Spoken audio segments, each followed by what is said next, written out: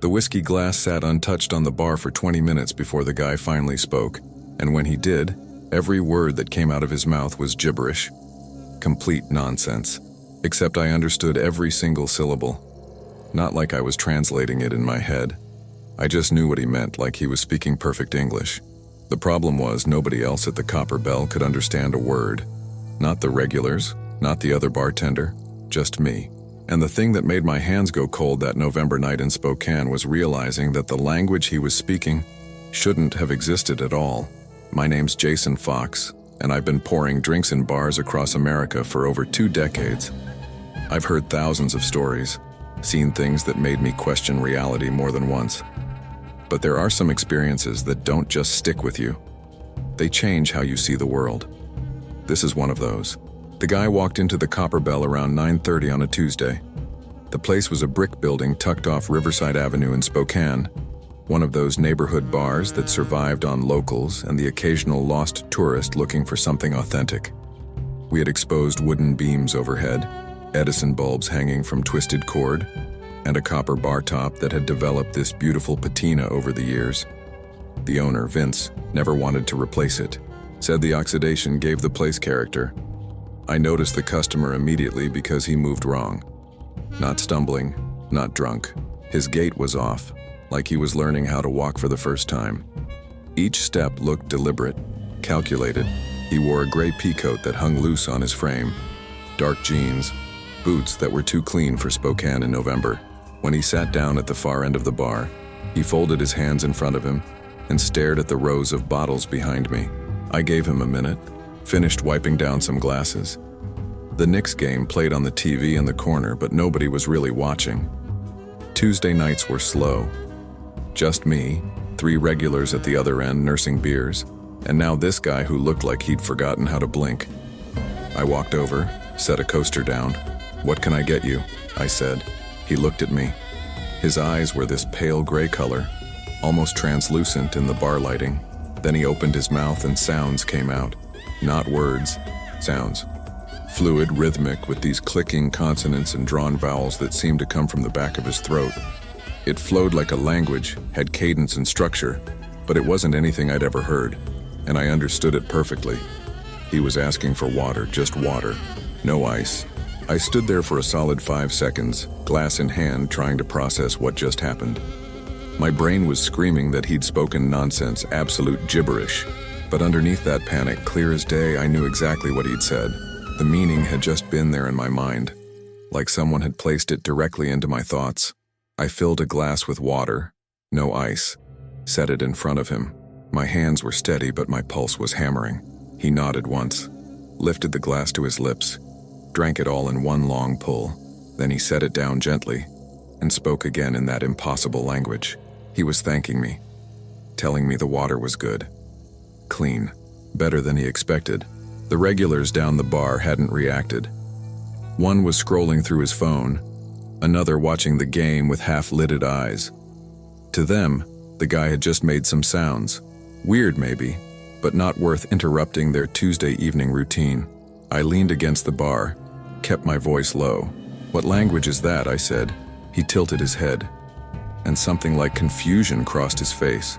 Then he spoke again, those strange syllables rolling out smoothly, and I understood that he was saying he didn't know what I meant. This was just how he spoke, how he'd always spoken. I grabbed a pen and one of our cocktail napkins, slid them across to him. "Can you write it down?" I said. He looked at the pen like it was a foreign object, picked it up awkwardly, held it wrong, tip angled weird against the napkin. Then he drew symbols, not letters, not any alphabet I recognized. Flowing curves, sharp angles, dots arranged in patterns. It looked almost decorative, like someone's idea of what alien writing should look like. And as I looked at those symbols, I could read them. Each one had meaning, clear and immediate in my mind. He'd written his name, or what passed for his name. The closest approximation in English would have been something like Tesserin, but that wasn't quite right. The symbols carried more weight, more layers of meaning than English letters could capture. My mouth went dry. I poured myself a shot of whiskey, drank it, felt the burn but not the comfort. This wasn't right. Nothing about this was right. Tesserin watched me with those pale eyes, waiting. Patient, like he had all the time in the world. Over the next hour, more customers came in. The regulars left, replaced by a couple on a date, a group of guys celebrating someone's birthday, a woman who sat alone with a book and a glass of red wine. The bar filled with normal sounds, laughter, conversation, the clink of glasses, the basketball game commentary. And underneath it all, Tesserin sat at the end of the bar, occasionally speaking in that language that shouldn't exist, and only I could understand him. He talked about the weather, about how the cold in Spokane felt different than he expected, sharper, more present. He talked about the city, about learning to navigate streets and traffic lights and the strange rhythm of human movement. And every word he spoke in that alien tongue landed in my brain as clear comprehension. I tried to stay focused on work, poured drinks, took orders, made small talk with customers. But my attention kept drifting back to Tesserin, to the impossibility of what was happening. At one point, I asked him directly where he was from. His response was a series of sounds that my mind translated as nowhere you would know, nowhere that has a name you could pronounce. Around 11, the birthday group left, and the bar quieted again. Just the woman with her book, a couple nursing their last drinks, and Tesserin. I couldn't hold it in anymore. I walked over to him, leaned close, kept my voice barely above a whisper. "What are you?" I said.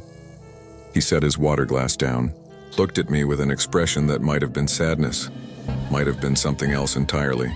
Then he spoke, and the translation that filled my mind made my chest tighten. He said he was just someone who'd gotten lost, that he'd been trying to find his way back for a long time, that languages were hard, that learning how people here communicated was one of the most difficult things he'd ever attempted. But I could understand him, he said, which meant something. It meant maybe he wasn't completely lost after all. I wanted to ask more, needed to ask more. But Vince chose that moment to come out from the back office, started talking to me about inventory and next week's schedule. When I looked back, Tesserin was standing, pulling his peacoat closed. He placed exact change on the bar for the water I'd given him, even though I hadn't charged him. He spoke one more time, those impossible sounds forming a sentence I understood as a goodbye and thank you. Then he walked toward the door with that strange, deliberate gait, pushed it open, and stepped out into the November cold. I didn't see him for 3 days. I worked my shifts, poured drinks, listened to stories from regulars and travelers. Life at the Copper Bell continued like normal, but I couldn't stop thinking about Tesserin, about that language, about the fact that I'd understood something that shouldn't have been understandable. I started researching, spent my breaks scrolling through linguistic websites, forums about rare languages, even some fringe sites about constructed languages and codes. Nothing matched. Nothing came close. The sounds Tesserin made didn't correspond to any language family I could find. The symbols he'd drawn looked like nothing in any historical or modern writing system. On the 4th night, he came back. Same time, around 9:30. Same gray peacoat, same deliberate walk. He sat in the exact same spot at the end of the bar. This time he ordered water with lemon, and I understood the request before I consciously processed what I'd heard. The bar was busier that Friday. Good crowd, lively energy. Football game on the TV, Seahawks playing. People were into it, shouting at screens, arguing about calls. In all that noise, Tesserin's strange language felt less jarring, just another layer of sound mixing with everything else. He drank his water slowly this time, watched the crowd with fascination, his pale eyes tracking movements, expressions, interactions. I worked the bar but kept glancing over. Finally, during a lull, I made my way down to him. "I've been thinking about you," I said. "About what you are, where you're really from." He spoke, and I understood that he appreciated my curiosity, but that some things were difficult to explain. Not because he didn't want to, but because the concepts didn't translate well. His existence, his origin, the reason he was here, all of it existed in frameworks that human language wasn't built to describe. "Try," I said. He was quiet for a long moment. Then he started speaking, those alien syllables flowing out in longer sentences, complex thoughts. And I understood.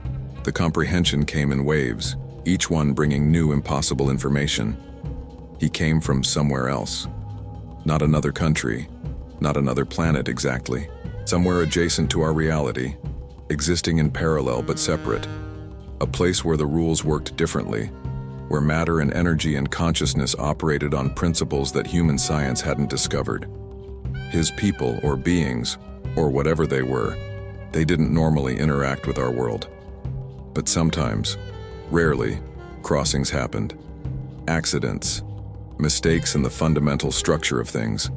He'd crossed over 6 months ago, fell through a gap that shouldn't have been there, landed in our reality with no way back. He'd been trying to adapt, to learn, to survive. Learning to inhabit a human form had been excruciating. Learning human behavior, nearly impossible. Language was the worst part. His species communicated differently, through patterns of thought and sensation that didn't require sound. But humans used these elaborate oral codes, these languages, and he couldn't replicate them. Couldn't make the right sounds in the right order. Except I could understand him anyway. And he didn't know why. The noise of the bar faded to background static. I was aware of people around us, of drinks being poured, of the football game reaching some crucial moment. But all of it felt distant, unreal.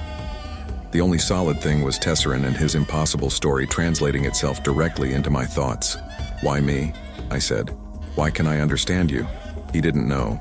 He'd tried speaking to dozens of people since crossing over.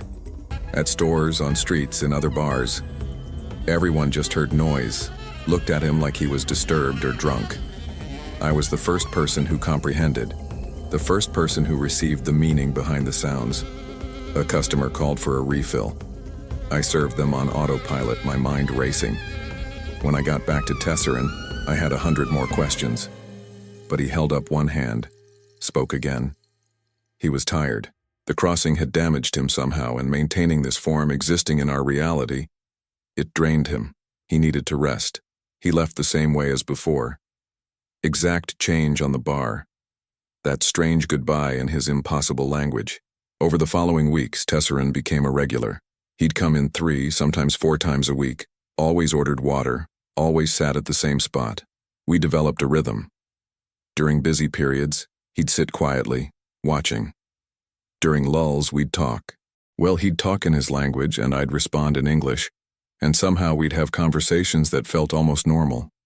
He told me about his world, about cities that existed in constant states of flux, their architecture responding to the thoughts of inhabitants, about forests where the trees grew downward into caverns of crystallized light, about oceans that flowed through multiple dimensions simultaneously. Every description came through those alien sounds, translated instantly into concepts my mind could barely hold. I told him about Spokane, about America, about tending bar for 20 years, about the Knicks and Ducks and Ravens, about my love for video games, about the strange satisfaction of mixing the perfect drink for someone who needed it. He listened with intensity, like every detail mattered, like he was trying to memorize everything about this world he'd accidentally fallen into. Other people started noticing him. Not because of his language, they just heard random sounds, throat noises, maybe figured he had some condition. But they noticed how he moved, the way he watched everything with those pale eyes, the fact that he only ever ordered water. The woman who came in with her book, Linda, she asked me once if he was okay, if maybe we should call someone. I told her he was fine, just a bit different, no harm in him, but something was changing. I noticed it in the 4th week. Tesserin looked thinner. His movements, already strange, became more labored. The pea coat hung even looser on his frame.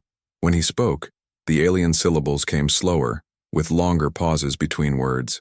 The translations still arrived clearly in my mind, but I could sense exhaustion behind them, a weariness that went beyond physical tiredness. One night in mid-December, snow falling heavy outside, he told me he was fading. The human form he'd constructed was breaking down.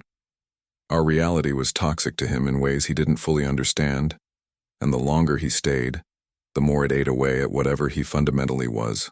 How long? I said. My hands gripped the bar edge, knuckles going white. He didn't know. Weeks, maybe. A month if he was lucky. His people didn't measure time the way we did, so even his estimates were rough approximations. Can you go back? I said. Find another gap. cross over again. He'd tried. He'd walked this city for months searching for weak points in reality, places where the barriers between worlds wore thin. Nothing. The crossing that brought him here had sealed. Maybe it was a unique accident. Maybe he'd used up his one chance to move between realities. Either way, he was trapped and dying, or whatever the equivalent was for a being like him. The next weeks were hard. I watched Tesserin deteriorate, his form growing more transparent, more unstable. Some nights I could almost see through him, like he was becoming a ghost of the already impossible thing he'd been. But he kept coming to the Copper Bell, kept sitting at the end of the bar, kept speaking in that language only I could understand. He talked about fear, about how his people didn't experience it the way humans did, but he was learning it now, feeling it grow as his existence unwound. He talked about loneliness, about being the only one of his kind in a reality full of beings he couldn't communicate with, except me. He always came back to that, the mystery of why I could understand, what connection we had that made the translation possible.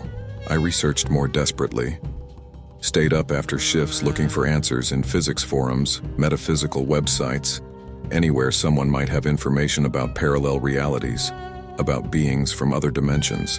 I found theories and speculation and creative fiction, but nothing concrete, nothing useful. Christmas came and went. The Copper Bell decorated with lights and garland, customers getting drunk on spiked eggnog and seasonal cheer. Tesserin sat at his spot, increasingly translucent, those pale eyes watching the celebration like he was memorizing it. We talked about human rituals, about how strange and beautiful our customs must seem to someone who experienced existence completely differently. In early January, he stopped being able to hold the water glass. His hands, or what passed for hands, couldn't maintain enough solidity. I'd pour him water anyway, set it in front of him, and he'd look at it with something like gratitude. One night, the bar nearly empty, just me and Tesserin and one drunk regular sleeping it off in a corner booth, he told me what he thought the connection was, why I could understand. He said that all beings, regardless of origin or reality, existed as patterns, frequencies, vibrations in the fundamental structure of existence. Most humans had frequencies that were locked, stable, resonating only with this reality. But some people, rare ones, their frequency was slightly off. Not broken, just different. Open to other wavelengths, other patterns. I was one of those people. My consciousness could receive his meaning because I vibrated at a frequency that overlapped with his. It sounded like nonsense, beautiful, poetic nonsense. But watching him fade, understanding his impossible language, I couldn't dismiss it. Maybe reality was stranger than I'd let myself believe. Maybe there were gaps in the solid world I thought I knew. The end came on a Tuesday night in late January, exactly 3 months since I'd first understood those alien sounds. The bar was quiet, just a handful of customers scattered around. Tesserin arrived late after midnight, barely visible even in the dim bar lighting. He looked like smoke wearing a peacoat. He sat at his spot. I poured water, habit now, knowing he couldn't drink it. We didn't talk much. What was there left to say? He was dying and I couldn't stop it. Couldn't help. Could only bear witness. Around 2 in the morning, after the last customer left and I was starting to clean up, he spoke one final time. The sounds were so faint I barely heard them, but the meaning came through clearly in my mind. He thanked me, said that these 3 months, being understood by even one person, had made being stranded in an alien reality bearable, that our conversations were the only thing that made him feel less lost. He wanted me to know that humans, for all their strangeness, had a capacity for connection that transcended reality itself. Then he stood, or floated, or whatever motion he was capable of at that point. He moved toward the door, transparent now, barely more than a distortion in the air. He turned back once, and I received one last transmission in that impossible language. A goodbye, a wish that I'd remember, a hope that maybe, somehow, in the vast, complicated structure of existence, we'd cross paths again. He stepped through the door. I followed, rushed out into the January cold. The street was empty. Snow drifted down through streetlight halos, coating everything in white silence. Tesserin was gone. Not walked away, just gone. Dissolved into the spaces between things.